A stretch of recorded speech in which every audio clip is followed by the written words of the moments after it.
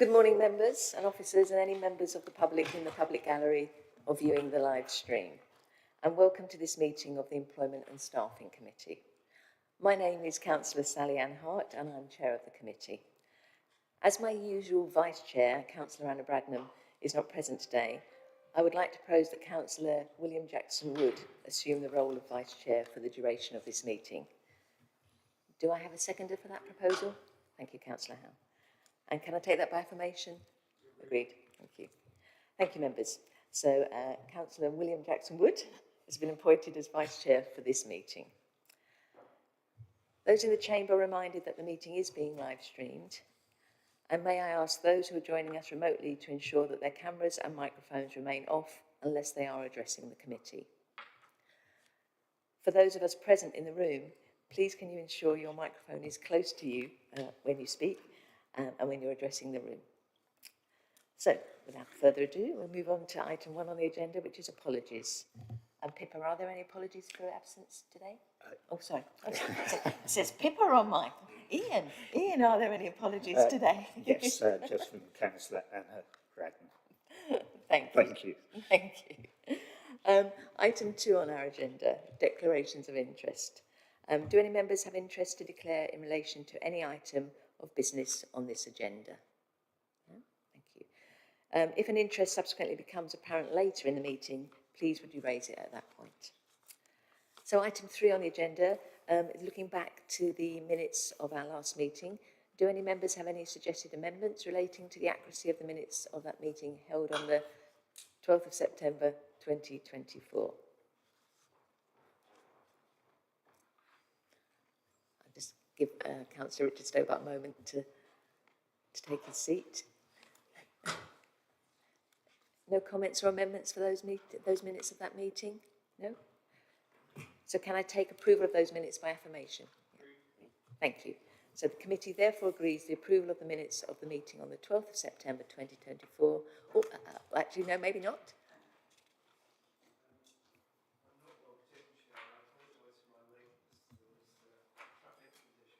I think, yes, a number of us experienced interesting traffic this morning.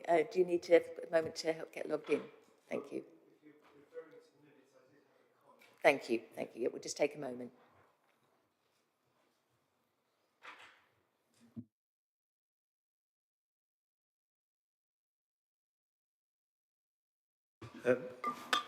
Chair, thank you for the indulgence. So when we were discussing the leave for military reservists last time, we talked about an effective communication with the rest of the staff as to the importance of taking this, in a sense, special measures with a particular staff group. And I think at the time we said this was vitally important that we do grant this special, in a sense, leave of absence for people in that kind of a role. And I think we extended it to firefighters. That was another group that was mentioned. But I wasn't sure that the minutes adequately reflected the fact that we did say there was going to be a special degree of communication over this, just to ensure that there was a degree of fairness perceived in the decision. Thank you. Thank you. I'm mindful we've got Jonathan here today, and that's an item on the agenda that's coming up. Would that be covered then, Jonathan? Yes, happy to talk about that as part of the agenda item. So just coming back to you, Councillor Richard Stobart, did you want anything else added to the minutes, or did you think the minutes reflected? That was fine. It's just as an ongoing item? Yes. Yeah, lovely. Thank you. Thank you very much. So I think we are then able to agree those minutes from the previous meeting. Item number 4 on our agenda is public questions.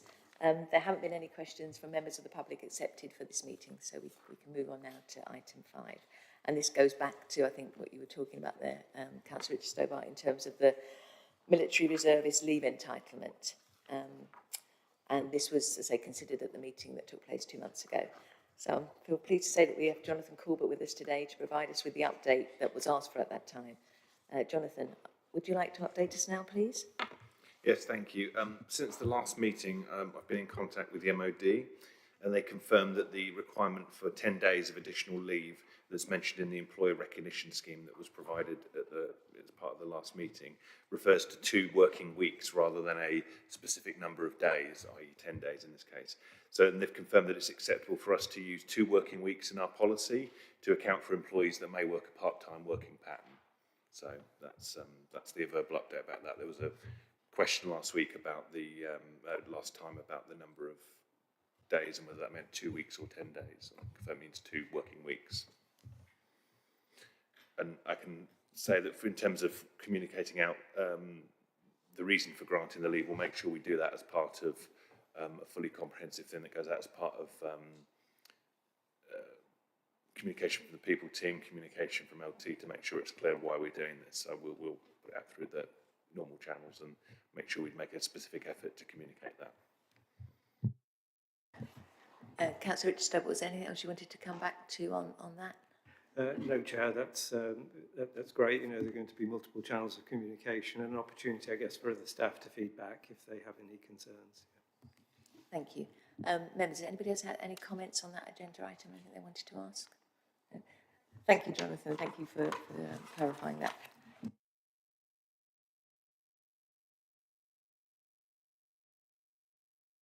Turn my microphone off. Apologies there.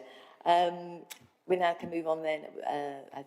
It looks like that was all covered from last time, our recommendation. So we can now move on to agenda item number 6, which is our people recruitment, retention and absence data. And we're being asked to note and provide feedback on this report. So I believe, Jeff, you're going to present this report to the committee? Just a very brief presentation, Chair. Just to point out a couple of things that are in this report. In response to requests from members at previous meeting, Chart 1 recruitment activity now contains a column with the average time to fill posts. I'll later on turn you over to my colleague Joshua Coogan, who might explain in a little bit more detail how that's calculated. And GIOST we've added because I know members were concerned to ensure that safety was maintained at the depot, and we've had some feedback from our external health and safety auditors that has told us that the number of manual handling accidents has reduced significantly over the last year. I think from 11 down to 4. Just a little bit of a health warning, if you'll forgive the pun, in so much as accidents do go up as well as down. And you know, this isn't a guarantee of a continued trend, but I think it's really positive to see that a number of factors are interacting to make our depot an even more safer place than it has been in the past. With that, I'll hand you over to my colleague Joshua Coogan, who might have a few concluding comments. Thank you, Josh. So to provide a summary of the report, in Q2 overall we saw a decrease in both number of roles advertised and number of applications. This is to be expected due to it being the summer holiday period. Despite this, the average number of applications per externally advertised role is a slight increase on Q1's average. As mentioned by Jeff, Chart 1 is calculated by the total working days taken to fill a vacancy, totaled and divided by the number of vacancies filled in that month. And then the period calculated is from the date a campaign is launched to the date it is verbally offered to the successful candidate. For Q2, 52 roles were externally advertised, of which 39 were filled, 6 were unsuccessfully recruited to and re-advertised. 3 of these were part-time cleaner vacancies, 2 of which have been re-advertised for a 3rd time in October. In Q2, there were 32 new starters, 12 of which completed the induction survey. All 12 rated their induction either good or excellent. In terms of turnover, there were 14 voluntary leavers, 1 more than the previous quarter. There's been an overall improvement in sickness absence with a decrease for the whole organisation compared to Q2 of 23-24. There was an increase in overall absence levels within the Greater Cambridge Shared Waste Service due to an increase in long-term sickness. There were 9 long-term absences in waste during the quarter, 4 of which have now returned to work or left our employment, and the remaining 5 are awaiting medical intervention. or they are now in the process of reviewing now that medical intervention has occurred and we're reviewing the cases. A delay in accessing timely treatment primarily kind of accounts for these delays for long-term absence cases. However, days lost due to short-term absences in ways significantly decreased by 31% between Q1 and Q2, and over the last year there's been a 63.6% reduction in incidents relating to manual handling. In terms of wider context, the national comparison for average number of days lost per employee of 77 participating councils, we were 28th, meaning nationally 49 councils have a higher rate of absences than SCDC. In terms of preventative measures, we've begun arranging flu vaccinations as it now moves into the winter period. Health kiosks as part of a 2-week trial looking at things such as blood pressure and BMI. And internal communications on the importance of physical health. Our occupational health provider has run and is running a session on musculoskeletal injuries at the Wards Beach Depot, and there was a presentation to CMT, I believe, to explain the benefits of an occupational health referral. We're also running a range of wellbeing webinars, and sessions focusing on other areas of wellbeing, mental health, stress, etc. The people partners are continuing to regularly monitor and discuss areas of concern, including supporting managers with cause for concern meetings under the sickness absence policy. It is worth noting that SCDC has been independently accredited now as a menopause-friendly organisation on the 10th of October, just demonstrating our commitment to colleagues' experience in menopause, and we're now looking at the next steps, what we need to do there. Thank you. Thank you, Joshua. Councillor Mark Howe. Yes, just 2 quick questions initially. First of all, with regards to the roles that you've kept re-advertising, is that standard for that type of role? Is it a particularly hard to fill role with regards to whatever it is? And with regards to Chart 2, I have to ask, what was the role in August 2024 that's got a huge spike in applications? That's purely being nosy. Thank you. Thank you, Councillor Howe. Who's going to respond to those? Joshua, thank you. So I can comment on some of the roles that we've been unsuccessful to recruit for, but I don't have details on all of them. So the cleaner roles, I think that we've re-advertised a few times in the past, and I understand that there is quite a struggle to recruit cleaners at the moment. Sorry, what was it? Cleaner roles.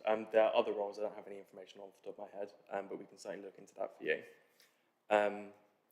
The role in August 2024, I'm not 100% sure on what role that is, but again, we can take a look at that for you if you wanted to know the job title.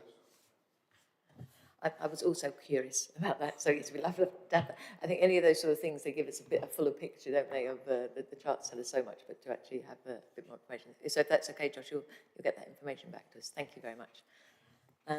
Councillor John Williams. Thank you, Chair. Just an observation and a question. The observation is, of course, we are now comparing like with like, in that we're comparing the first year of a 4-day week to, we are now in the second year of the 4-day week.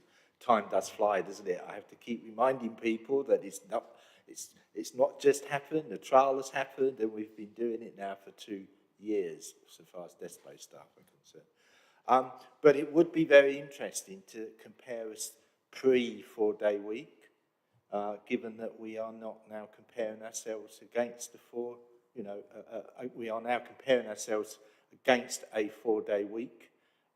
So it would be interesting to see what the situation was like prior to the introduction of the 4-day week. I think that members would find that interesting.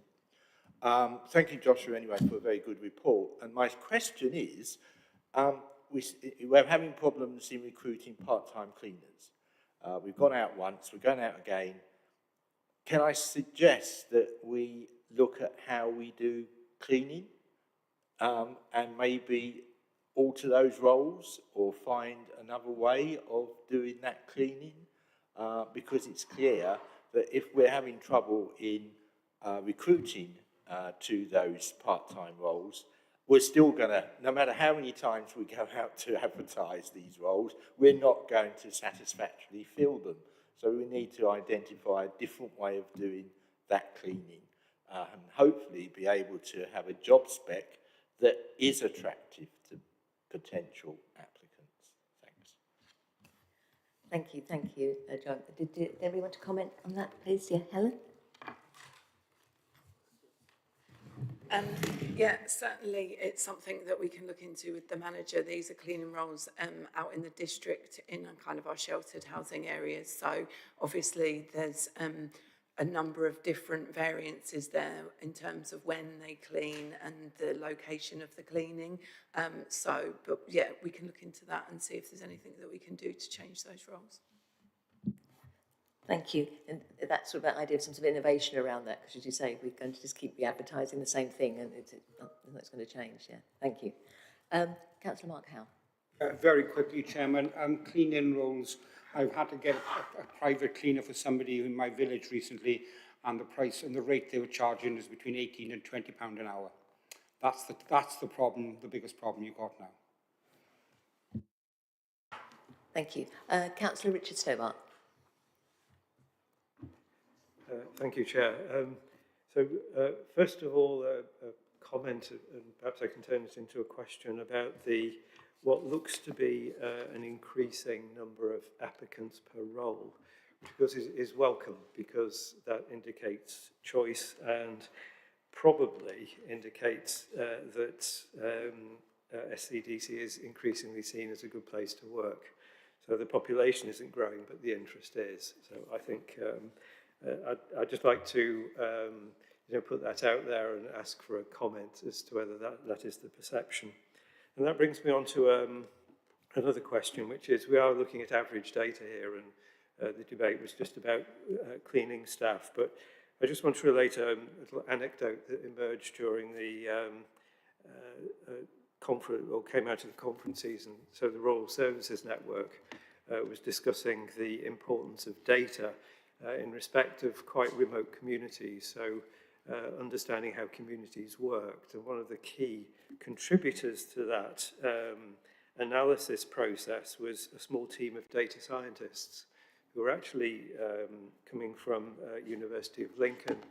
But the issue there was retaining somebody with that degree of skill in quite rural circumstances. Now, we're not quite the same here. But I think the point probably remains that in order to do new things, we need new skills. And in order to get new skills, we need to have an attractive offer. So a bit of a ramble, but what I was coming to was, are there places in the recruitment process where we are still finding it difficult to attract good numbers of applicants? And we've talked about the planning service in the past, and the 4-day working week has improved things.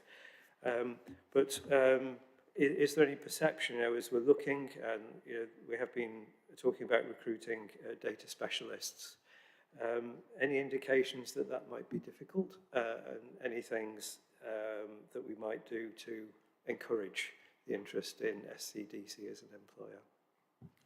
Thank you, Councillor Stobart. Jeff? I'm really proud actually to be working for South Cambs at the moment. We're a council that's being talked about nationally for lots of reasons. I mean, we've talked before about the 4-day week, and that continues to be a really attractive offer for external people. I was very proud that this week, I think members will be aware that our AI assistant went live on the web chat. We're being asked to be on panels and to speak at numerous LGA conferences about that. Our planning service is winning national awards now, getting really high profile. We've recently gone out and attracted some great data specialists. So we've got a data team that's set up. We've recruited into both the manager role and the officer role. And there were other really good people that if we'd have, that we potentially could have recruited. We attracted a really good set of applicants there. I'm being contacted by external organisations regularly, people asking whether people from South Cambs can go and talk to their organisation about things that we're doing. And I think that is creating a little bit of of a buzz. We are getting people really interested in a whole range of roles that we're advertising. There's always more work to be done. As was pointed out, we're having difficulty attracting cleaners in some areas, and I'm sure that there are other areas where it's difficult to attract the right people. But as you can see from the stats, we're getting not only more applicants, but better quality applicants as well. So actually it's often really difficult to choose the person that we want. And I found myself in a position where I've been saying, oh, I wish we had 2 roles vacant rather than 1, because there were 2 really good people we could attract to that. The data team that we've recruited into is going to be really helpful in enabling us to be in a position where we can perhaps be a lot clearer about what the impact of our policies are going to be in specific groups going forward. So that's something else that I'm really excited about. And I think it's noticeable that the work we've been doing with our partner councils, looking at revamping 3C ICT into 3C Digital. I know that the new Chief Digital Officer role that we've advertised for, I'm aware that we've had over 100 applicants for that role. Now, you know, it's an IT role in an area with a lot of IT companies competing directly with companies in, you know, Cambridge, one of the sort of the glamour locations for IT, and we've attracted 100 applicants. I think that we're certainly on the map at the moment, but we've got to keep working at it. I noticed that the peer review, which I think members who are involved in the Scrutiny Over Committee will be looking at their follow-up report shortly, commented on our innovative recruitment, retention and staff development policies. And actually they were really excited. One of them tried to steal Helen, which we didn't allow. So yeah, we're moving very much in the right direction. We're creating a bit of a buzz, but there's always work to do. Councillor Richard Stoker. Thank you. Yeah, through you, Chair. Thank you, Jeff, for those comments. That's a great encouragement. That would be the kind of answer I would like. Yeah, it's important to keep paying attention to those, to you know, the things that are attracting people, and keep it that way. I know we can't always be innovative. There will be times when you're consolidating. But I think you know, if we were to keep an eye on this particular statistic, you know, applicants per post, as an indicator of how interesting SEDC is as a place to work. So yeah, good answer, but I think you know, a call for, you know, continuing attention as the organisation changes. Yeah, thank you, Chair. Thank you. I've just come to Councillor William Jackson Wood first, and then Councillor Hansrose.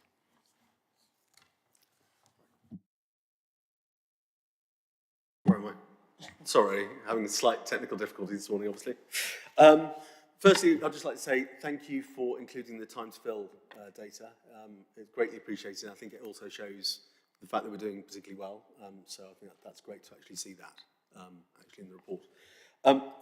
The only thing that I was just kind of wondering when I was actually looking at the turnover and where this is coming from is around internal development for individuals' potential, is what is the actual total turnover? Because unless I'm reading it wrong, I can't actually see what that data actually looks like.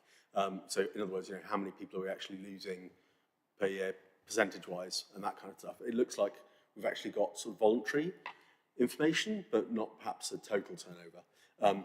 This is just because in a couple of different meetings we've had internal development coming up. So it was just a case of then looking at, you know, what that would potentially look like. And that then leads me on to the second question, which is around the internal vacancies. I think we actually have monitored data, and in the report it actually includes the external advertised data, but not actually any that are internally advertised first, and any length of time they're actually advertised before they go external. So again, if that is in there and it's buried, then sorry, but yeah, or perhaps if that can be addressed, that'd be great.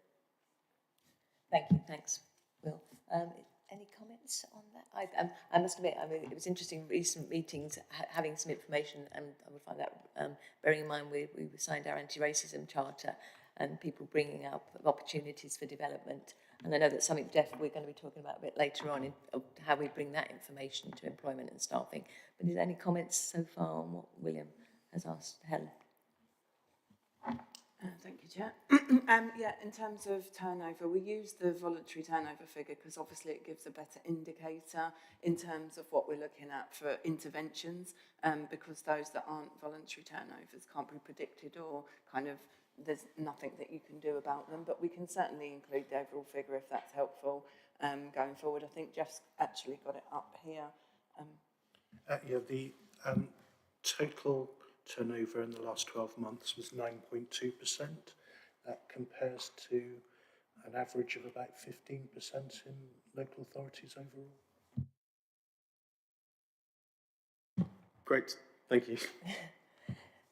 It's one of those, I guess, sort of dilemmas when you're an organisation that's very attractive for people to join, and then it's about how you attract further people. There's a healthy level of turnover, isn't there? But if it's very attractive, where's that sort of sweet spot?